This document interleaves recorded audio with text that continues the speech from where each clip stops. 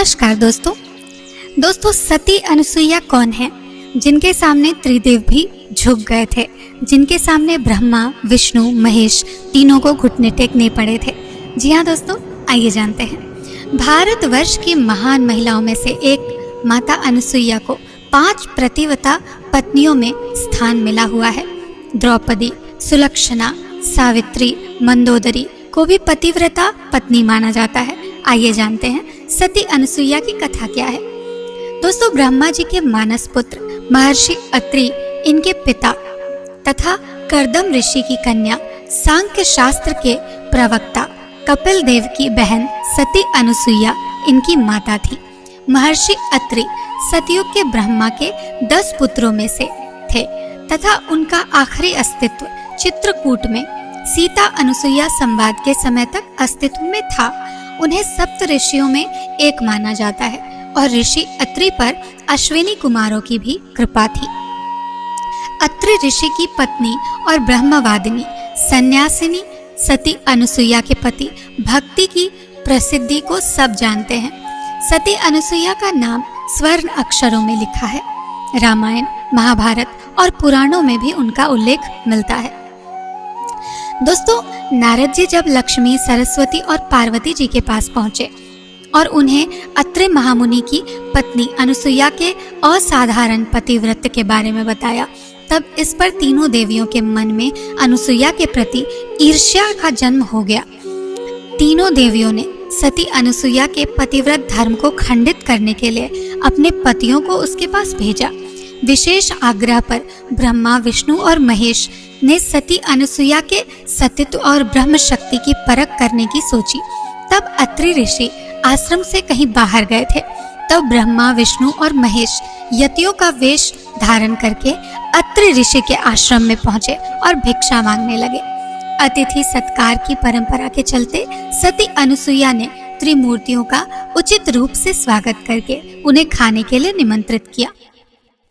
लेकिन यतियों के वेश में त्रिमूर्तियों ने एक स्वर में कहा, हे साध्वी, हमारा एक नियम है कि जब तुम नग्न होकर भोजन परोसोगी तभी हम भोजन करेंगे।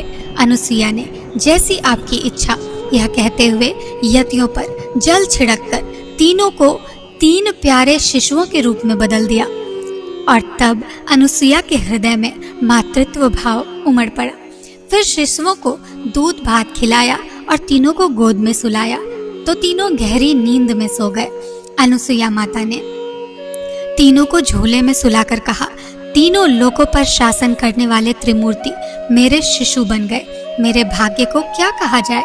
फिर वह मधुर कंठ से लोरी गाने लगी। उसी समय कहीं से एक सफेद बैल आश्रम में पहुंचा।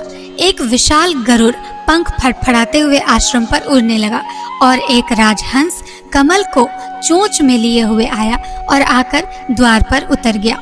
यह नजारा देखकर नारद, लक्ष्मी, सरस्वती और पार्वती आ पहुंचे। नारद ने विनय पूर्वक अनुसुईया से कहा, माते, अपने पतियों से संबंधित प्राणियों को आपके द्वार पर देखकर ये तीनों देवियां यहाँ पर आई है। ये अपने पतियों को ढूंढ रही थी। इनके पतियों को कृपया इन्हें सौंप दीजिए। अनुसुईया ने तीनों देवियों को प्रणाम करके कहा, माताओं, झूलों में जो सोने वाले शिशु अगर आपके पति हैं तो इनको आप ले जा सकती हैं। लेकिन जब तीनों देवियों ने तीनों शिशुओं को देखा तो एक समान लगने वाले तीनों शिशु गहरी निद्रा में सो रहे थे। इस पर लक्ष्मी, सरस्वती और पार्वती भ्रमित होने लगी। नारद ने उनकी स्थिति जानकर उनसे पूछा कि क्या आप अपने पति को नहीं पहचान सकती? कृपया आप हास्य का पात्र न बने और जल्दी से अपने पति को गोद में उठा लीजिए। देवियों ने जल्दी में एक शिशु को उठा लिया और वे शिशु के साथ एक साथ त्रिमूर्तियों के रूप में खड़े हो गए। तब उन्हें मालूम हुआ कि सरस्वती ने शिव जी को, लक्ष्मी जी ने ब्रह्मा जी को और पार्वती जी ने विष्णु जी को उठा लिया है। तीनों देवियां शर्मिंदा होकर दूर जाकर खड़ी हो गई। उसी समय अत्रि महर्षि अपने घर लौट आए। अपने घर त्रिमूर्तियों को पाकर हाथ जोड़ने लगे। तभी ब्रह्मा, विष्णु और महेश्वर ने एक होकर दत्तात्रेय रूप धारण किया। उक्त कथा को दत्तात्रेय के जन्म से भी जोड़कर देखा जाता है। हालांकि यह भी कहा जाता है कि नारद घूमते घूमते देवलोक पहुंचे और तीनों देवियां देवी सरस्वती, लक्ष्मी और पार्वती के पास बारी बारी से जाकर कहा, अत्रि पत्नी अनुसुईया के समक्ष आपको सतीत्व नगण्य है। तीनों देवियों ने अपने स्वामियों विष्णु, ब्रह्मा और महेश से देवऋषि नारद की यह बात बताई और उनसे अनुसुईया का पतिव्रत की परीक्षा लेने को कहा।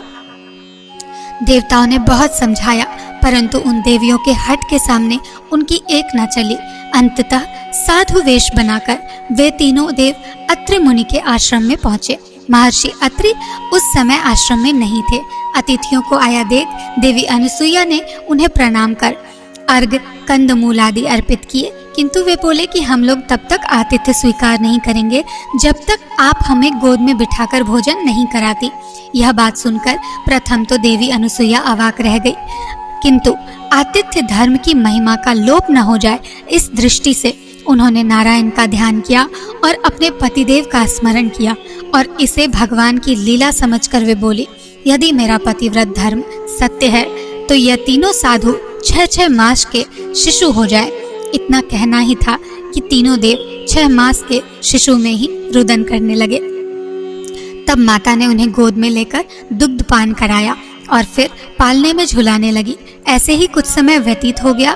इधर देवलोक में जब तीनों देव वापस न आए तो तीनों देवियां अत्यंत व्याकुल हो गई। फलतः नारद आए और उन्होंने संपूर्ण हाल कह सुनाया। तीनों देवियां अनुसुईया के पास आई और उन्होंने उनसे क्षमा मांगी। देवी अनुसुईया ने अपने पतिव्रत से तीनों देवों को पूर्व रूप में कर दिया। इस प्रकार प्रसन्न होकर तीनों देवों ने अनुसुईया से वर मांगने को कहा तो देवी बोली, आप तीनों देव मुझे पुत्र रूप में प्राप्त हो।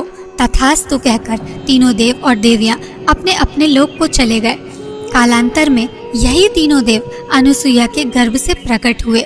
कालांतर में यही तीनों देव अनुसुईया के गर्भ से प्रकट होकर ब्रह्मा के अंश से चंद्रमा, शंकर के अंश से दुर्वासा तथा विष्णु के अंश से दत्तात्रेय श्री विष्णु भगवान के ही अवतार हैं और इन्हीं के आविर्भाव की तिथि दत्तात्रेय जयंती के नाम से प्रसिद्ध है। दोस्तों, आपको ये वीडियो कैसा लगा हमें कमेंट बॉक्स में ज़रूर बताइएगा। मिलते हैं अगले वीडियो में, तब तक के लिए राधे राधे।